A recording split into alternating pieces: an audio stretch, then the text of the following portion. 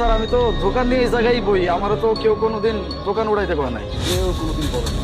আজকে আমি বললাম, আমি যেহেতু কইছি দোকান উঠাইতে তোর মানে বুঝছো না তুই তোমাকে বাসায় যা। স্যার স্যার আল্লাহর দোয়া লাগে স্যার, আমার দোকানটা উড়াইতে কয় না স্যার। কয়েক বছর যাবত আমি এই জায়গায় দোকান বয়াইতেছি স্যার, আমার তো চলে, আমি রাস্তায় নেমে যাবো স্যার। এই জায়গায় দোকান না বয়াইলে আমি কোন জায়গায় বহামু? এই জায়গার মানুষজন আমার চেনে, আমার কাছ থেকে জিনিসপত্র খায়। পারবি না, যা দোকান উঠা। স্যার স্যার আল্লাহর দোয়া লাগে আমার দোকানটা উঠায় না, আমি আপনার পায়ে পড়তেছি স্যার। আরে কি করতেছো? আচ্ছা এই ম্যাডাম গাড়ি দিয়ে আছে, এই গাড়িতে ম্যাডাম কাছে পানি চলে যায়। ম্যাডাম ম্যাডাম ম্যাডাম আল্লাহ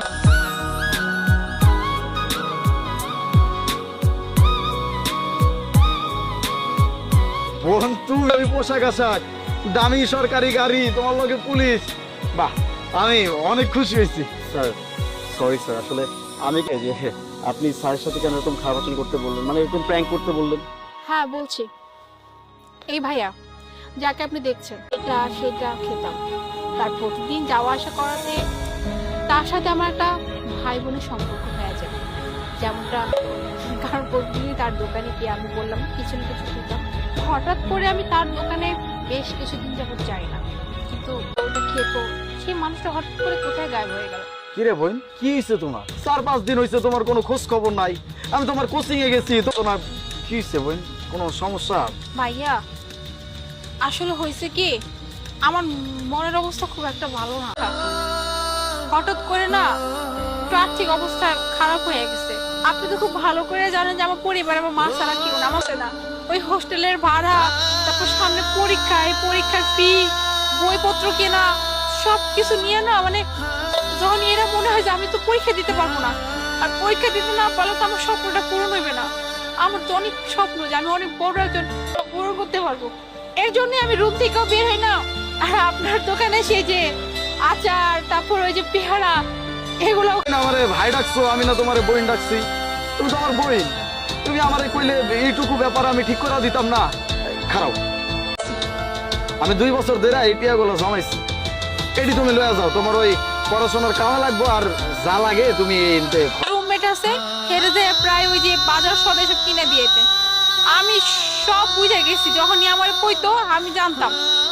বোন রে, আমার এই দিন দুনিয়ায় কেউ না, বাপ মা ভাই বোন কেউ না। এটা তো আমার কোনো কামে লাগবো না, আমার বোনের যদি কামে লাগে এটা আমার জন্য ভালো না, আমি অনেক খুশি হবো। এটা লও আর না।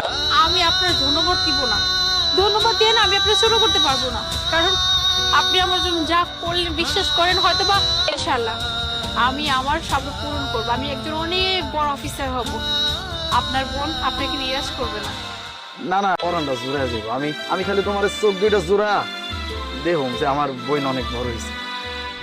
এই ভাইয়া আমার দামের ফিস, তারপর হচ্ছে হোস্টেলের ভাড়া, সবকিছুই ভাইয়া দিল। ইভেন এর পর থেকে যত পড়াশোনা খরচ সবকিছু এটার জন্য। এই ভাইয়া যদি ওই দিন আমাকে এভাবে হেল্প না করতো, আমার পাশে না দাঁড়াতো, তাহলে হয়তো বা আমার স্বপ্নটা কোনোদিনও পূরণ হতো না। আমি তো তোমারে খালি একটু সাহায্য করার চেষ্টা করছিলাম নিজের তরফ থেকে, আমি যতটুকু পারি। তাই আজকে আমার অনেক খুশি লাগছে। মানুষ তো এমনই হয়, যখন মানুষের একটা ভালো সময় আয়, মানুষ ভালো একটা অবস্থানে যায়, তখন তো নিচের মানুষগুলোর মনে আমার অনেক ভালো লাগতেছে। আমার তো কেউ নাই আপনজন, তোমার নিজের বোন বইলা ডাকছিলাম, বোনের মতো তো আমার আর জীবনে কিছু চাওয়ার নাই। আমি অনেক খুশি। ভাইয়া আজকে আমি যে অবস্থানে আছি এটা শুধুমাত্র আপনার জন্য, আর কোনো কাজ করতে হবে না।